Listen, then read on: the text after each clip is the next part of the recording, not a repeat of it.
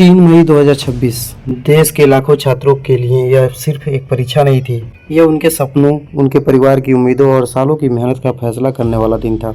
लेकिन किसी को अंदाजा नहीं था कि यह परीक्षा कुछ दिनों बाद भारत के सबसे बड़ी शिक्षा विवादों में बदल जाएगी। देश भर में आयोजित हुई नीट यूजी 2026 परीक्षा अब सवालों के घेरे में थी।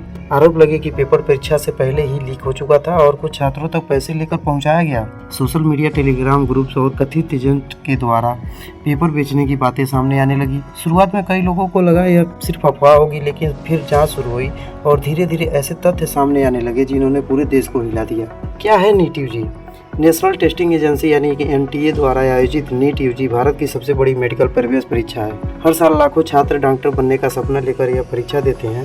2026 में भी लगभग 22 लाख से अधिक छात्र इस परीक्षा में शामिल हुए थे।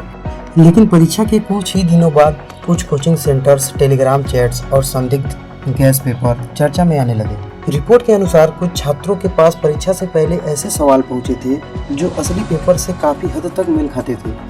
जांच एजेंसियों को शक हुआ कि मामला सिर्फ गैस पेपर का नहीं बल्कि बड़े स्तर पर पेपर लीक का हो सकता है। इसके बाद मामला केंद्र सरकार तक पहुंचा और जांच एजेंसियों को सक्रिय किया गया। एनटीए का बड़ा फैसला 12 मई 2026 को नेशनल टेस्टिंग एजेंसी ने बड़ा फैसला लेते हुए 3 मई को हुई पूरी नीट यूजी 2026 परीक्षा को रद्द कर दिया। एनटीए ने कहा कि जांच एजेंसियों से मिले इनपुट और परीक्षा की निष्पक्षता पर उठे सवालों को देखते हुए री एग्जाम कराया जाएगा।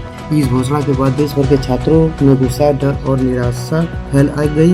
कई छात्रों ने कहा, हमने महीनों मेहनत की, अब फिर से परीक्षा कैसे देंगे। मामले की गंभीरता को देखते हुए सरकार ने जांच सेंट्रल ब्यूरो ऑफ इन्वेस्टिगेशन यानी सीबीआई को सौंप दी।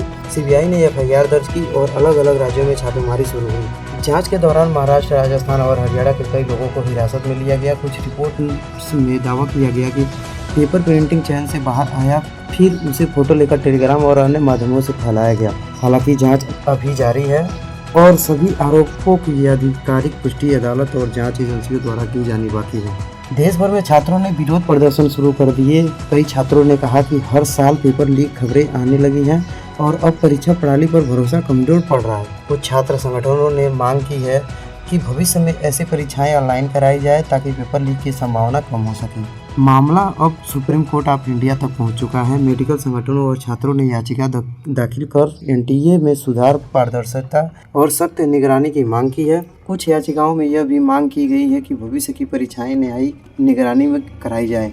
इस विवाद के बाद कई राजनीतिक नेताओं ने भी प्रतिक्रिया दी। तमिलनाडु सरकार ने फिर से नीट व्यवस्था पर सवाल उठाए और राज्य बोर्ड के अंकों के आधार पर मेडिकल एडमिशन की मांग दोहराई। विपक्ष दलों ने इसे शिक्षा व्यवस्था की बड़ी विफलता बताया। इस समय सबसे बड़ा सवाल यही है, नई परीक्षा कब होगी, क्या दोषियों को सजा मिलेगी और क्या छात्र फिर से सिस्टम पर भरोसा कर पाएंगे। एनटीए ने कहा कि री एग्जाम की नई तारीख जल्द घोषित की जाएगी और छात्रों को रजिस्ट्रेशन दोबारा नहीं करना होगा। लेकिन लाखों छात्रों के मन में अभी भी चिंता है। एक परीक्षा सिर्फ नंबर नहीं होती है, वह लाखों सपनों की कीमत होती है। अगर परीक्षा प्रणाली पर भरोसा टूट जाए तो सिर्फ एक एग्जाम नहीं, पूरी पीढ़ी प्रभावित होती है। और पूरे देश की नज़र सीबीआई जांच, सुप्रीम कोर्ट और सरकार के अगले फैसले पर टिकी है। क्या इस बार सच सामने आएगा? क्या दोषियों को सजा मिलेगी और क्या भारत की परीक्षा प्रणाली सब पहले से ज़्यादा सुरक्षित बन पाएगी?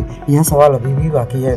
अगर आप भी चाहते हैं कि भविष्य के साथ खिलवाड़ बंद हो तो इस वीडियो को ज़्यादा से ज़्यादा शेयर करें।